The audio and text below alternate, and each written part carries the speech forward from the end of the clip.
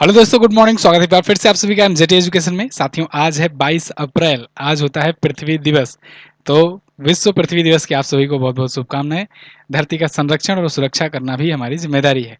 खैर, 22 अप्रैल की वीडियो में आज हम लोग बात करेंगे आज के दिन से बनने वाले सभी महत्वपूर्ण करंट अफेयर के क्वेश्चंस के बारे में। सबसे पहले लेकिन रिवीजन वाला कर लेते हैं, जो रिवीजन हम लोग हर दिन की तरह करते हैं लास्ट डे का।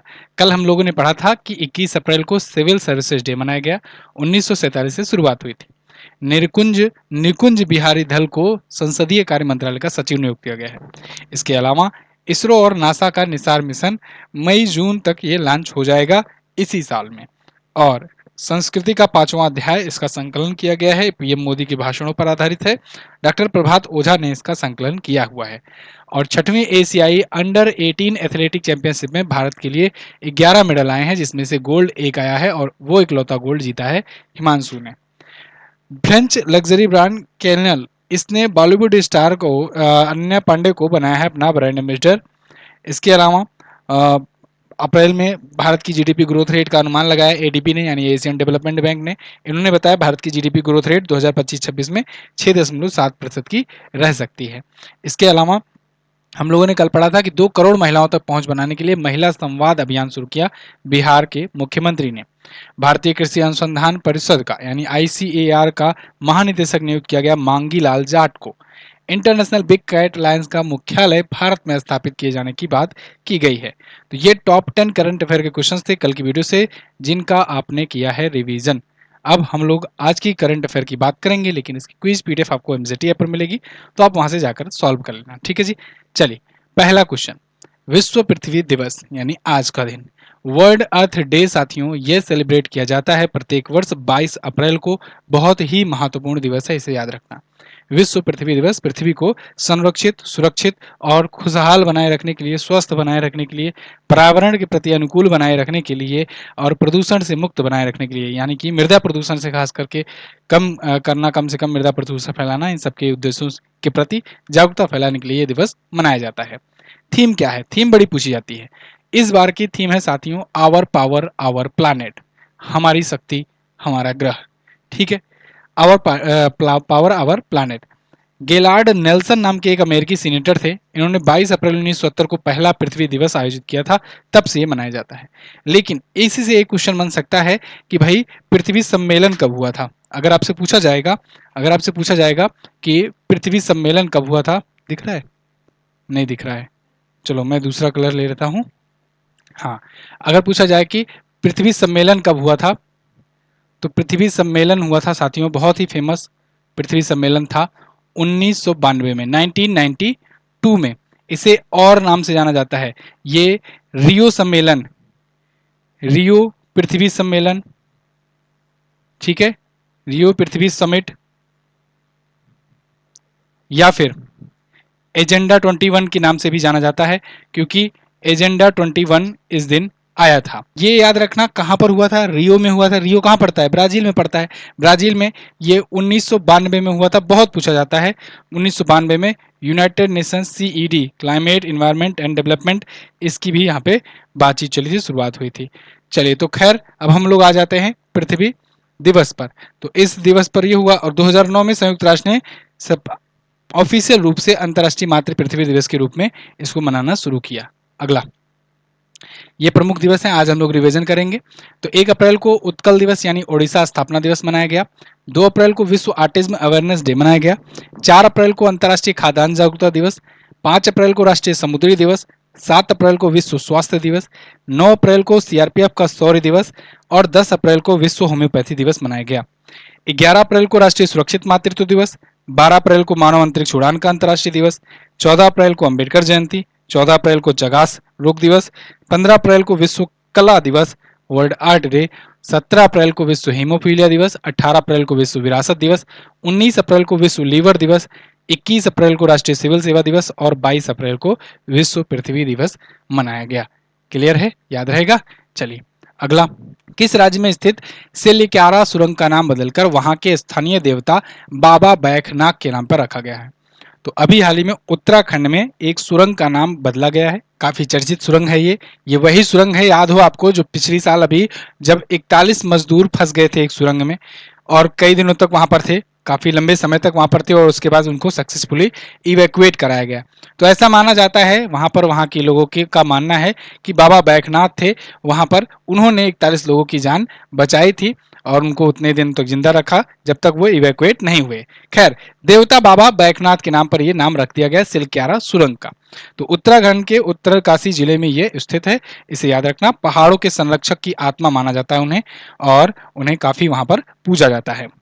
4.5 किलोमीटर लंबी ये डबल लेन की सुरंग है। गंगोत्री और यमुनोत्री की बीच की दूरी को ये 31.5 किलोमीटर कम करती है।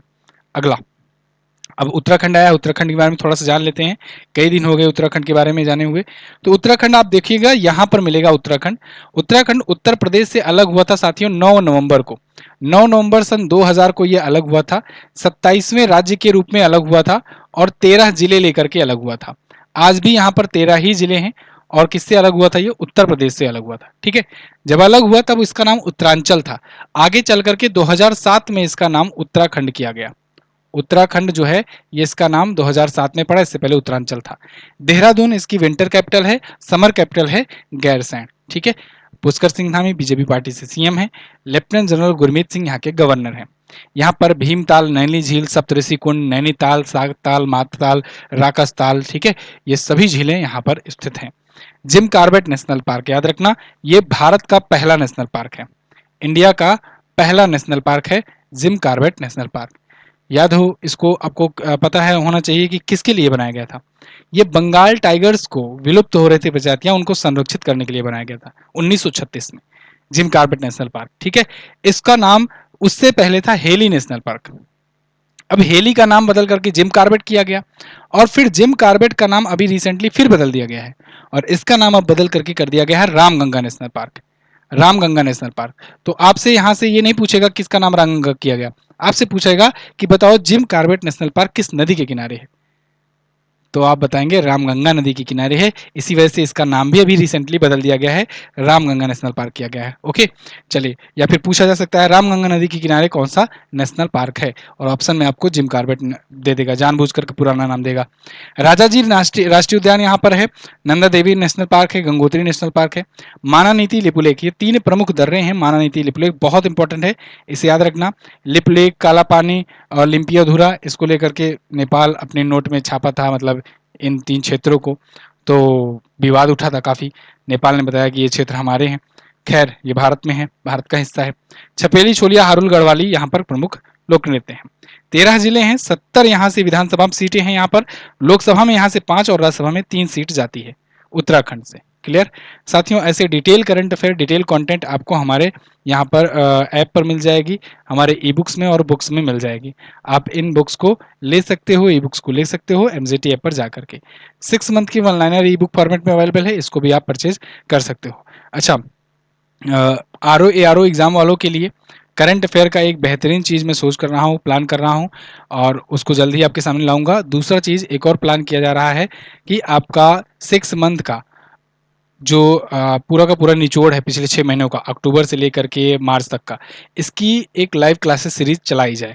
आपका इस पर क्या विचार है, आपका क्या मानना है, आप लोग कमेंट करके बताइएगा कि क्या पिछले 6 महीनों का शाम को एक लाइव क्लास लेकर आऊँ और 50-50 क्वेश्चन करके हर दिन 2-4-10 दिन में पूरा कंप्लीट करा दूँ।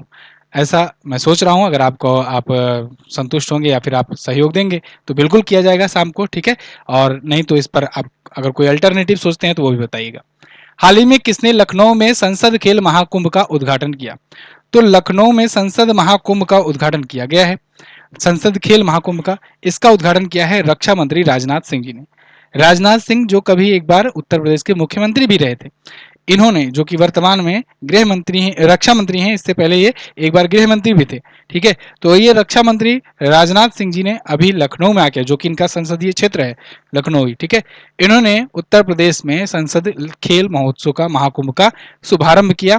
19 से 22 अप्रैल 2025 के बीच में ये आयोजित हो रहा है और केडी सिंह बाबू स्टेडियम में ये हो रहा है, ठीक है। करीब 2500 खिलाड़ी हिस्सा ले रहे हैं।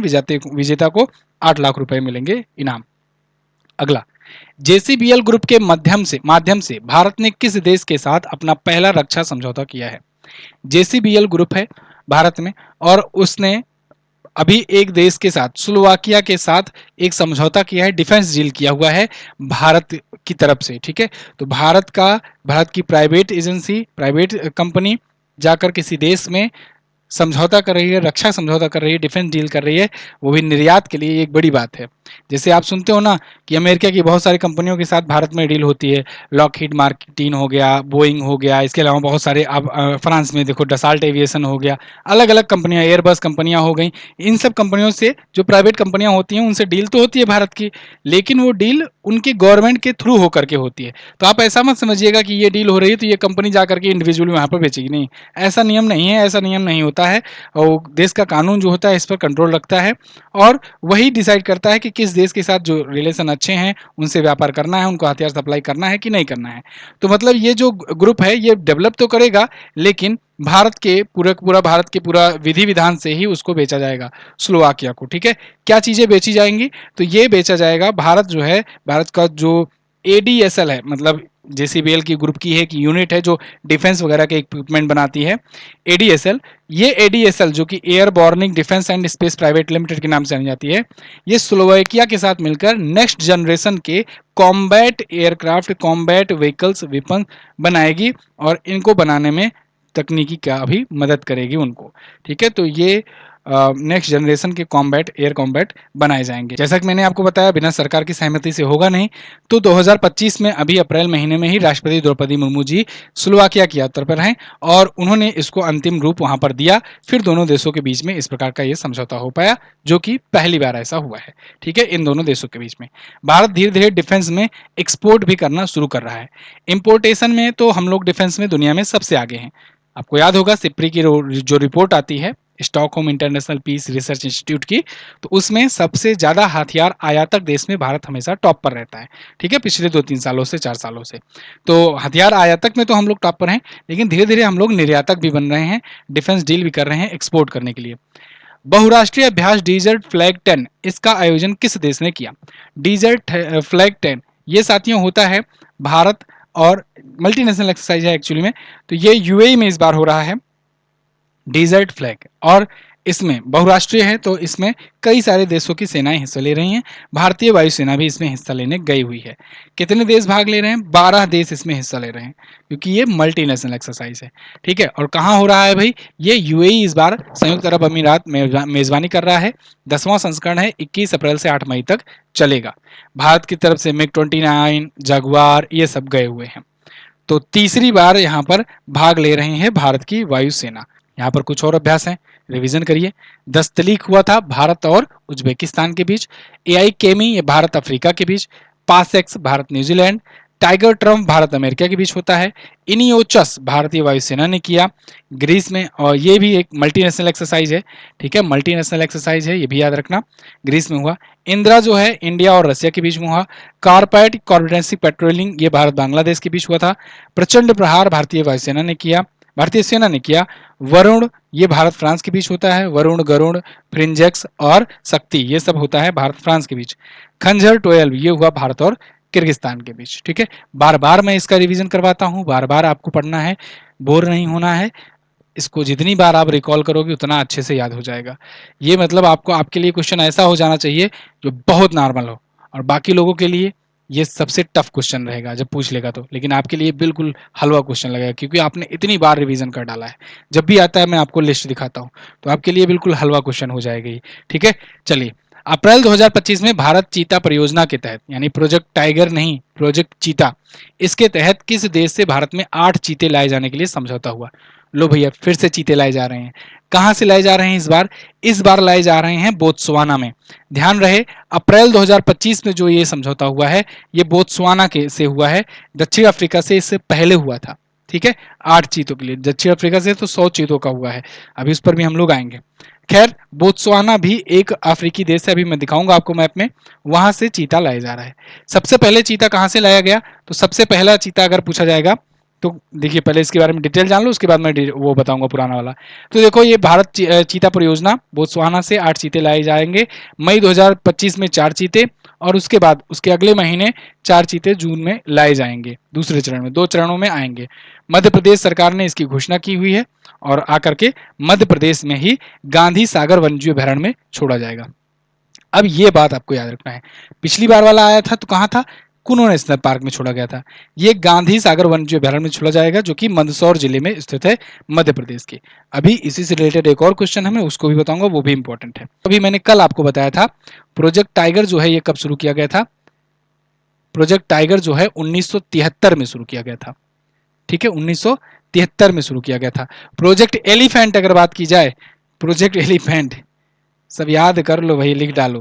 प्रोजेक्ट एलिफेंट पूछा जाए तो प्रोजेक्ट एलिफेंट आप बताइएगा 1992 में, ठीक है, जब पृथ्वी दिवस वाला सम्मेलन बताया ना, रियो सम्मेलन, उसी टाइम पर ये भी 1992 में प्रोजेक्ट एलिफेंट, 1973 में प्रोजेक्ट टाइगर, 2009 में प्रोजेक्ट चीता, ठीक है, चीता अलग है, टाइगर अलग है, ये बात ध्यान रखना। 2009 वाकई में सही डेट है क्या, मिलाइएगा इसको, क्योंकि भाई 1952 से चीता तो भारत में है नहीं। 2009 में अगर प्रोजेक्ट टाइगर या प्रोजेक्ट चीता की शुरुआत की गई और 2022 में पहली बार चीता भारत में आया, तो 13 साल तक प्रोजेक्ट चीता किस लिए चल रहा था। यहाँ पर आते हैं हम लोग, बोत्सवाना को जानते हैं पहले। बोत्सवाना जो है ये रहा अपना प्यारा भारत। यहाँ से आप अफ्रीका में आओगे तो अफ्रीका में सबसे पहले आपको नमीबिया, ये इधर दिख गया नमीबिया। नमीबिया में क्या हुआ था, नमीबिया से हम लोगों ने सबसे पहले लाए चीते, 8 चीते लाए यहाँ से। फिर उसके बाद साउथ अफ्रीका से लाए, साउथ अफ्रीका यहीं पर दिख जाएगा बगल में। साउथ अफ्रीका से 100 चीतों की डील हुई है, धीरे धीरे करके 10-10, 12-12 करके हर साल आते हैं। फिर उसके बाद से फिर अब बात यहीं बगल पड़ोसी देश में है बोत्सवाना, यहाँ से चीते लाए जा रहे हैं, ठीक है। अब यहाँ पर इन परिस्थितियों में चीते ऐसे पाए जाते हैं जैसे अपने यहाँ सियार, ठीक है, मतलब कि एकदम बहेतु हैं, कोई पकड़ने वाला कोई ऐसा है नहीं। लेकिन हमारे यहाँ क्या है कि 70 साल से विलुप्त थे, तो हमारे यहाँ उसकी ज़्यादा इज्जत हो रही है ना, तो जो चीज़ नहीं होता उसकी ज़्यादा इज्जत होती है, तो इसलिए यहाँ से मंगाए जा रहे हैं और इन लोग के लिए कहा जा रहा है ले जाओ भाई ले जाओ, कोई दिक्कत नहीं।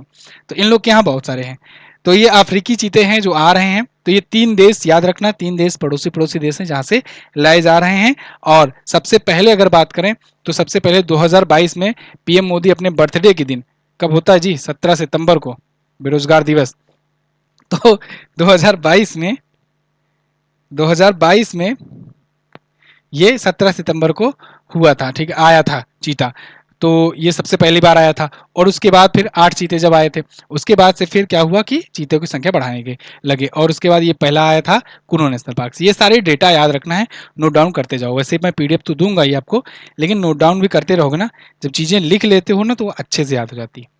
मध्य प्रदेश के मुख्यमंत्री ने किस नाम से चीते को गांधी सागर अभ्यारण्य में स्थानांतरित किया। देखो अब अभी कुनो नेशनल पार्क की बात कर रहा था मैं, और इसी क्वेश्चन मैंने आपको बताया कि बोत्सवाना से जो लाए जाएंगे वो गांधी सागर अभ्यारण्य में लाए जाएंगे। अब फोकस है मध्य प्रदेश सरकार का कि किन्हीं और वन्यजीव अभ्यारण्यों में भी चीतों को रखा जाए, जो वहाँ की जो क्षेत्र है, भौगोलिक क्षेत्र है, वो अनुकूल वहाँ का रहे चीतों के लिए, ठीक है, क्योंकि वो अफ्रीकी से आ रहे हैं, अफ्रीका से आ रहे हैं, जो कि बहुत नीचे। आप देखो यहाँ पर अफ्रीका को अगर आप देखोगे तो ये बहुत नीचे है, ये इक्वेटर से नीचे है, और ये इक्वेटर से ऊपर है अपना भारत। तो अपने भारत में जब लाया जा रहा है भाई, तो फिर क्या होगा कि हो सकता है इनके लिए भौगोलिक स्थितियां चेंज हो। यहाँ पर बहुत ज़्यादा गर्मी पड़ती है, यहाँ पर थोड़ा सा मौसम सही है। अब थोड़ा सा, लेकिन अगर आप देखोगे ना तो ये भी थोड़ा सा बीच में पड़ जाता है उष्ण इससे, इक्वेटर से, और ये भी थोड़ा सा इधर डिस्टेंस पे पड़ता है। एकदम जितना इक्वेटर के पास आएंगे उतना ज़्यादा गर्मी बढ़ेगी। शायद यही कारण है, मैं अपना थिंकिंग बता रहा हूँ, हो सकता है कोई और भी बात हो, शायद यही कारण है कि हम लोग चीते यहाँ से नहीं ला रहे हैं, इन रीजन से। क्योंकि अगर इन रीजन से लाएंगे तो यहाँ पर ज़्यादा गर्मी झेलने वाले चीते होंगे, और अपने यहाँ उतनी गर्मी पड़ती नहीं, तो हो सकता है उनको पर्यावरण अनुकूल ना हो और उनको उनकी डेथ भी हो जाए। लेकिन यहाँ से लाने पे देखो इनकी भी दूरी उतनी है, उनकी भी दूरी उतनी है, तो जब जितना जितना दूरी बढ़ेगी तो फिर टेम्परेचर जो है वो मेंटेन रहता है, लगभग लगभग समान रहेगा। खैर, यहाँ पर गांधी सागर में लाया जाएगा जो 2 चीते। अब ये जो 2 चीते हैं ये कुनो नेशनल पार्क से ही लाए जा रहे हैं, जो पहले से कुनो नेशनल पार्क में थे।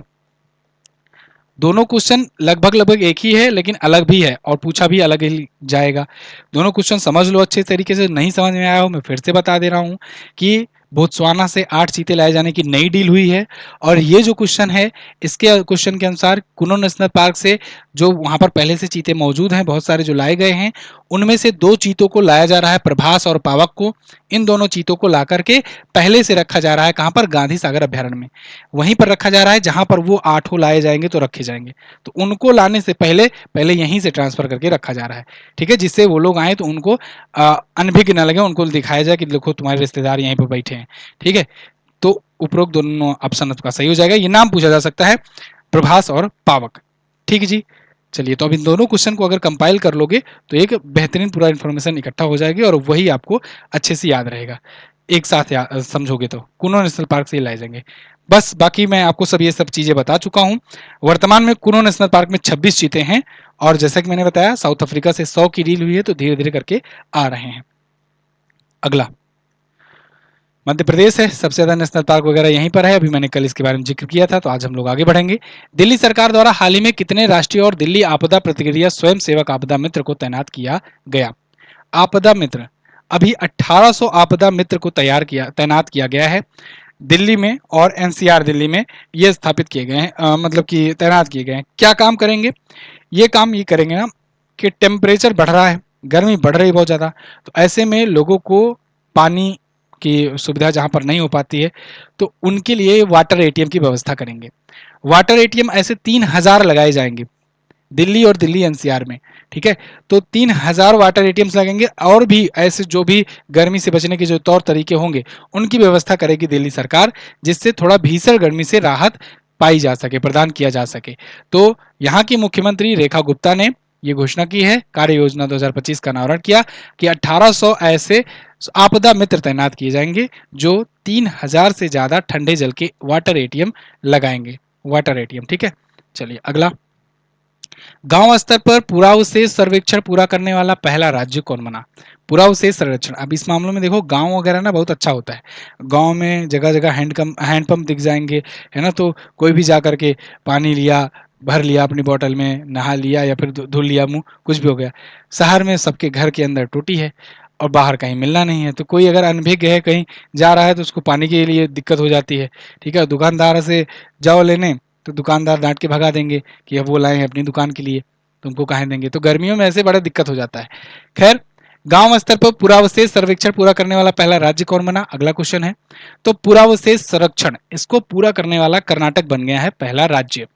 गांव स्तर पर यानी ग्रामीण स्तर पर जितने भी पुरावशेष मिलने की संभावना हो सकती थी, सब कुछ देख लिया गया कि पुरावशेष का संरक्षण करके, कि क्या पता हो सकता है कुछ पुराना चीज मिल जाए, पुराना अवशेष मिल जाए, है ना। तो इसके लिए यहाँ पर देखिए कर्नाटक ने एक सर्वे किया और पूरी तरीके से सर्वे हुआ कंप्लीट। तो प्राचीन वस्तुओं के दस्तावेजीकरण के लिए ये शुरू किया गया था गांव स्तर पर सर्वेक्षण। पुरातत्व संग्रहालय और विरासत विभाग ने विश्व विरासत दिवस समारोह के दौरान ये किया है और प्रत्येक पुरावशेष को जियो टैग भी किया गया है, जिससे कर्नाटक ऐसी विस्तृत सूची वाला पहला राज्य बन जाए। अगला, हाल ही में किसके संस्थापक क्लाउस स्वाब ने अपने अध्यक्ष पद से इस्तीफा दे दिया? क्लाउस स्वाब, इनके बारे में जब भी मैं बताता था ना, मुझे आश्चर्य होता था इतने सारे ये जी कैसे रहे हैं भाई। विश्व आर्थिक मंच, वर्ल्ड इकोनॉमिक फोरम, याद होगा अगर आपको, जब भी मैं बताता हूँ तो 1971 में बताता हूँ स्थापना हुई थी। साथ ही साथ बताता हूँ इसके संस्थापक भी और अध्यक्ष भी दोनों ही थे। कौन अभी तक? Klaus Schwab. मतलब आप सोचो 1971 में उन्होंने स्थापना की और तब से ये अध्यक्ष थे, ठीक है, क्लाउस स्वाब। लेकिन अब जाकर के इनका हृदय परिवर्तन हुआ और इन्होंने कहा अब हमसे नहीं संभाला जा रहा है, अब हम जा रहे हैं। तो 1971 से अब जाकर के भाई साहब इस्तीफा दे दिए हैं अपने पद से और विश्व आर्थिक मंच से, WEF world economic forum, Cologny Switzerland में इसका हेडक्वार्टर है, कोलेग्नी स्विट्जरलैंड में। तो इन्होंने इस्तीफा दे दिया है और ये अपने स्विस स्थित पर्वतीय गांव दावोस में जाकर के अभिजात वर्ग को इकट्ठा करते हैं। प्रत्येक वर्ष सभी लोगों को बुलाते हैं, जो बिजनेसमैन होते हैं या जो इन्फ्लुएंसर्स होते हैं उन लोग को भी ये बुलाते हैं और वहाँ पर मीटिंग करते हैं कि कैसे इकोनॉमी और व्यापार चले। खैर, उपाध्यक्ष पीटर बेब लेटमेट थे, इनको अभी अंतरिम अध्यक्ष बनाया गया है। देखा जाता है परमानेंट कौन बनता है। अब ये पिछले दिनों के आए हुए कुछ इस्तीफा और संन्यास हैं, इनको रिवाइज कर लीजिए। जैसे अभी वंदना कटारिया ने अंतर्राष्ट्रीय हॉकी संन्यास लिया, शरद कमल अचंता ये टेबल टेनिस संन्यास लिए, स्टीव स्मिथ वनडे क्रिकेट से लिए, सिमोना हालेप टेनिस से संन्यास ली, प्रजनेश गुरेसुनन ये टेनिस संन्यास लिए, रिद्धिमान साहा क्रिकेट के सभी प्रारूप से, रानी रामपाल हॉकी से और दीपा कर्माकर ये जिम्नास्टिक से संन्यास लिए। क्लियर। एक और क्वेश्चन है, इंपॉर्टेंट क्वेश्चन ये भी है, कैथोलिक नेता पोप फ्रांसिस का 88 वर्ष की आयु में निधन हो गया है। पोप फ्रांसिस आप जानते हो ये कैथोलिक धर्मगुरु है और ये कैथोलिक के मतलब ईसाई कम्युनिटी के सबसे टॉप वाले धर्मगुरु माने जाते हैं, सबसे सर्वोच्च वाले। तो उनका निधन हो गया है 88 वर्ष की आयु में। कब हुआ निधन? आज ही के दिन हुआ, मतलब कल के दिन हुआ, 21 अप्रैल 2025 को। तो 88 वर्ष की आयु में इनका निधन हुआ। पोप फ्रांसिस कोई एक व्यक्ति विशेष नहीं है, एक पद है। जैसे दलाई लामा आप सुनते हो तिब्बत में, तो तिब्बतीय धर्मगुरु जो होते हैं दलाई लामा होते हैं, वो भी किसी एक व्यक्ति को नहीं कहा जाता, जो उस सर्वोच्च पद पर रहता है उसे कहते हैं दलाई लामा। ऐसे ही इनमें होता है कैथोलिक समुदाय में, जो सबसे सर्वोच्च पद पर धर्मगुरु होता है उसे कहते हैं पोप। तो वो पोप थे ये। तो पोप फ्रांसिस जो हैं 2013 में पोप बने थे। कब बने थे? 2013 में ये बने थे और ये बनने वाले ना पहले लैटिन अमेरिकी बने थे। लैटिन अमेरिकी हैं ये। तो पहले लैटिन अमेरिकी ये हैं, 2013 में बने थे, 12 वर्ष तक ये पोप पद पर रहे। बहुत सारी बीमारियां इनको हुई और अब जो है ये चल बसे। खैर, सबसे ज़्यादा उम्रदराज व्यक्ति थे जो पोप बने थे, सबसे वृद्ध होने की अवस्था में बने थे। कैथोलिक चर्च को इन्होंने एक नया रूप दिया, गरीबों की आवाज़ उठाई, बहुत सारे काम किए, है ना। खैर, तो ये था आज का दिन का करंट अफेयर। आई होप आपको वीडियो पसंद आई होगी। पसंद आई है तो वीडियो को लाइक कीजिएगा, शेयर कीजिएगा अपने साथियों के साथ। ये प्रमुख निधन है, इनको मैं छोड़े जा रहा हूँ। ये पीडीएफ आपको मिल जाएगी टेलीग्राम पर, उसी पीडीएफ पर जाकर के आप इसको रीडिंग लगा लेना, ठीक है, टेलीग्राम पर। तो लास्ट डे के क्वेश्चन की बात करते हैं। यूनेस्को के memory of the world register में कितने भारतीय दस्तावेज विरासत अंकित किए गए हैं? टोटल 14 हैं। इस बार 2 को शामिल किया गया है। किसे किसे? तो भरत मुनि के नाट्य शास्त्र को और भगवत गीता को। विश्व के सर्वश्रेष्ठ अस्पताल की रिपोर्ट में दुनिया का सर्वश्रेष्ठ हॉस्पिटल कौन बना? मेयो क्लिनिक, अमेरिका का। आज आपको क्या बताना है? श्रम और रोजगार मंत्रालय के सचिव के रूप में किसे नियुक्त किया गया? सचिव के रूप में ये कुछ सचिव हैं, इनका नाम आप याद रखिएगा। कल मैंने आपको डिटेल में बताया था, श्रम और रोजगार मंत्रालय वाला आज आपको बताना है। 6वीं एशियाई अंडर 18 एथलेटिक चैंपियनशिप में भारतीय एथलीटों ने कुल कितने पदक जीते? ये जो क्वेश्चन ऑफ द डे मैं पूछता हूँ ना, ये भी मैं आपको ई बुक में डलवाता हूँ। जो मंथली ई बुक होती है उसमें सबसे लास्ट में जाओगे ना, तो क्वेश्चन ऑफ द डे के सारे क्वेश्चन आपको महीने भर के वहाँ पर मिल जाएंगे। और क्वेश्चन ऑफ द डे के क्वेश्चन वैसे होते हैं जो उसी क्वेश्चन से बनाए गए रहते हैं, तो जिससे अगर बीच से क्वेश्चन पूछा जाए तब आप उसको भी एक्सेस कर सको, अटेम्प्ट कर सको, ये उस देश से बनाए जाते हैं। तो इसको भी आप अच्छे से वैल्यू दिया करो। खैर, मिलते हैं अगली वीडियो में, तब तक के लिए नमस्कार, जय हिंद, वंदे मातरम।